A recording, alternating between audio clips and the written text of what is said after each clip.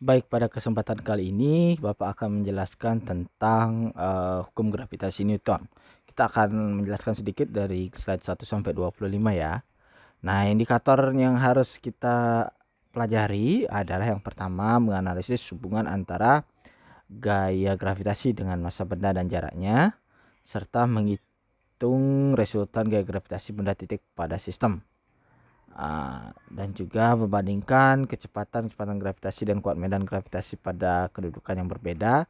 Nah, kita nanti menganalisis dulu ya. Yang kita ambil indikator yang pertama dulu, yaitu menganalisis hubungan antara gaya gravitasi dengan massa benda dan jaraknya. Ini terutama kita akan masuk pada hukum Kepler ya. Materi pokok pada kali ini hukum Newton tentang gravitasi itu ada 4 yang harus kita kuasai, yaitu hukum Newton tentang gravitasi, setelah itu kuat medan gravitasi, kecepatan orbit satelit, serta hukum Kepler. Di mana mekanika benda langitnya di sini adalah akan kita pelajari. Di sini ada posisi, kecepatan, percepatan, interaksi gaya, energi, dan momentum. Nah, jadi kita lihat ini. Jadi hukum gravitasi Newton ini sangat berguna sekali untuk memahami tentang luar angkasa nanti dan juga pergerakan-pergerakan benda planet lainnya.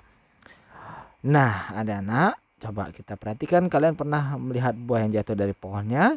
Jelas. Nah, inilah inspirasi dari Newton sebenarnya. Mengapa ini bisa terjadi? Apa yang menyebabkan? Nah, yang menyebabkan ini adalah gaya gravitasi namanya ya. Jadi gaya gravitasi lah yang menyebabkan ini bisa jatuh ya. Jadi kita bisa jatuh dari pohon. Semua yang dari atas itu bisa kita asumsikan dia akan jatuh dari pohonnya karena ada gaya gravitasi atau gaya tarik bumi ya. Karena dia yang menarik kita seperti itu. Nah, di gaya gravitasi ini kita akan belajar lebih lanjut tentang mekanika benda langit, di mana semua gerakan benda langit berasal dari interaksi gravitasi yang berasal dari massa tiap benda langit. Benar ya. Jadi kalau kita bermassa, maka akan terjadi interaksinya.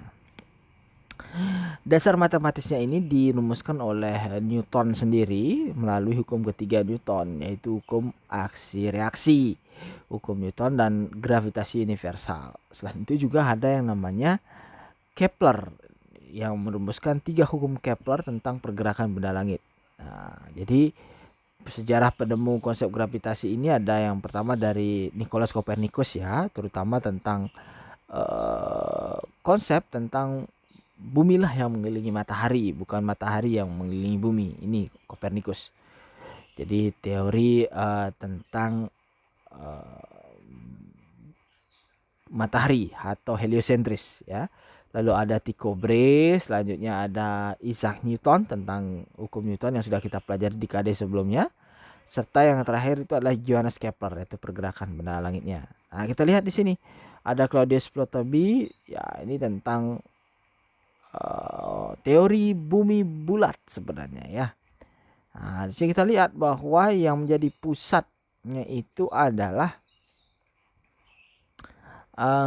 ini ya. Jadi sebenarnya ini dulu ya, itu sebenarnya ada teori bumi yang sebagai pusat, ternyata tidak. Yang sekarang yang menjadi teori yang diakui itu adalah teori matahari sebagai pusat atau heliosentris. Nah, ini Nicolaus Copernicus menyebutkan bahwa on the revolution of heavenly sphere ya. Jadi seperti itu. Ada Ptolemy system, ada Copernican system. Nah, ini kita lihat. Copernican system itu adalah matahari. Kita lihat mataharinya di sini. Nah, ini adalah matahari ya. Yang selanjutnya kita lihat, kita warnai dulu. Nah, inilah matahari dan ini adalah sun. Setelah itu adalah Merkurius di sini. Setelah itu ada bumi di sini beserta bulannya serta planet-planet yang lain. Nah, inilah yang menyebabkan teori heliosentris seperti itu. Nah, lanjut. Setelah teori heliosentris ditemukan, ada Newton, ada juga Kepler. Kepler ini adalah menerbitkan tulisannya tentang teori heliosentrik, di mana nah ini Brahe ya, nanti kalian bisa baca. Nah, ini yang penting hukum Kepler. Kepler menuliskan pekerjaannya dalam sejumlah buku, diantaranya berjudul Epitome de Copernican Astronomy dan segera menjadi bagian dari daftar Index Librorum Proterorum yang merupakan sebenarnya dulu buku terlarang ya, tapi ini sekarang sudah diakui. Kita lihat hukum Kepler 1. Nah, dia punya hukum Kepler 1. Hukum Kepler 1 menyatakan bahwa planet mengelilingi matahari dalam orbit elips di mana matahari berada pada salah satu titik fokusnya. Jadi ini kata kuncinya adalah lintasannya berbentuk elips adik-adik, bukan lingkaran, hati-hati ya. Jadi inilah berbentuk elips. Ini. Nah, ini ada yang namanya kalau elips ya, itu ada yang namanya fokus di sini dan juga fokus di sini. Jadi dua fokus kalau elips ya. Kalau lingkaran tidak. Nah, ini kalau lingkaran adalah ini eksentrisitas, ada yang namanya eksentrisitasnya itu 0. Sedangkan elips itu eksentrisitasnya di sini ya. Ada yang namanya parabola, hiperbola dan lain sebagainya. Ya. Ini kalau nanti belajar irisan kerucut seperti ini. Nah, ini ada yang namanya lintasan berupa elips ya. Kalau bumi mengelilingi matahari, lintasnya berupa elips, serta planet-planet yang lain pun elips ya. Nah, setelah itu masuk di sini. Ini ada yang namanya irisan kerucut ya. Kalau irisan kerucut seperti ini. Jadi kerucutnya itu dibelah atau diiris. Kalau diiris mendatar itu bisa jadi lingkaran. Nah, ini nanti di matematika kena. Kalau diiris melintang itu jadi elips lintasannya. Nah, ini elips dengan eksentrisitas kurang dari 1. Kalau circle atau lingkaran eksentrisitasnya 0. Nah, kalau ada yang namanya parabola, eksentrisitasnya itu adalah 1. Nah, ini. Nah, ini. Kalau hiperbola eksentrisitasnya lebih dari 1. Nah, dipotong seperti itu. Nah, itu kalau pelajaran tentang elips. Jadi hukum Kepler 1 saya tegaskan kembali bahwa planet mengelilingi matahari dalam orbit yang elips, di mana matahari berada pada salah satu titik fokusnya. Titik fokusnya itu bisa di sini atau di sini ya. Untuk bumi misalkan di sini aja pilih salah satu ya. Nanti ada yang namanya perihelion dan perihelion atau jarak terdekat dan jarak terjauh. Selanjutnya, hukum 2 Kepler menyebutkan bahwa satu garis halial yang menghubungkan matahari dengan planet menyapu luas juri yang sama. Nah, ini nih yang penting. Jadi, kata kuncinya adalah luas juringnya.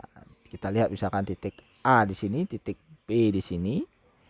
Nah, lalu kita titik C dan juga titik D. Nah, anggap di sini yang dimaksud luas juring itu apa? Luas juring itu yang di sini. Nah, jadi luas juring itu ini. Jika luas juring A ini titik O ya, AOB, jadi luas juring ini sama dengan luas juring ini. Luas ya, jadi luasnya ini ya. Maka kata kuncinya adalah menyapu luas juring yang sama dalam selang waktu yang sama. Nah, sehingga yang terjadi adalah, waduh hilang ya. Ya, kita ulang kembali. Sini A, B, C, D. Kalau luas juringnya ini sama, maka yang terjadi adalah kecepatan di A atau waktu di AB sama dengan dia pada saat dia di titik C dan D waktunya. Waktu yang ditempuh. Nah, yang terjadi apa? Nah, kalau dari titik A ke B ini kan segini dia. Kalau di titik C ke D dia lebih sedikit ke sini. Padahal waktu yang ditempuh sama. Maka dapat disimpulkan dengan waktu yang sama sementara ininya berbeda. Apa istilahnya ini? Jarak AB dan CD berbeda. Maka kecepatan di titik A dan B itu adalah berbeda ya.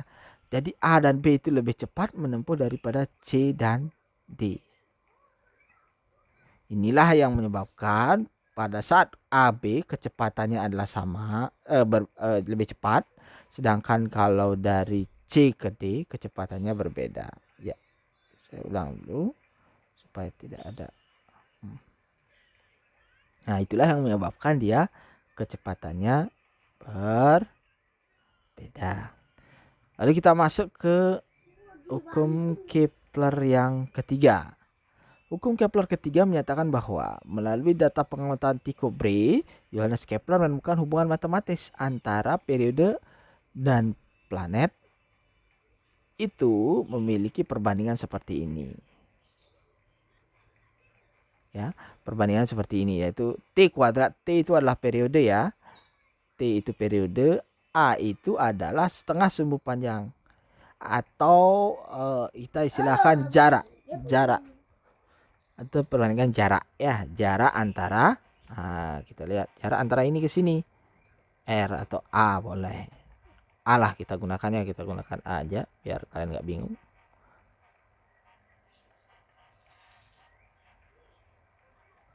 Ya, oke, kita hapus.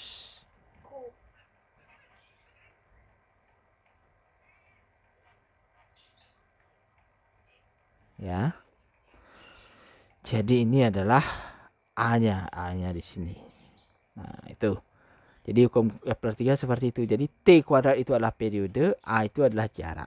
Nanti dalam implementasinya